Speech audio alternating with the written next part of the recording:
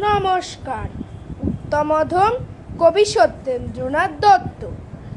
কুকুর আসিয়া এমন কামড় দিল পথিকের পায়ে, কামড়ের চোটে 20 দাঁত ফুটে 20 লেগে গেল তাই।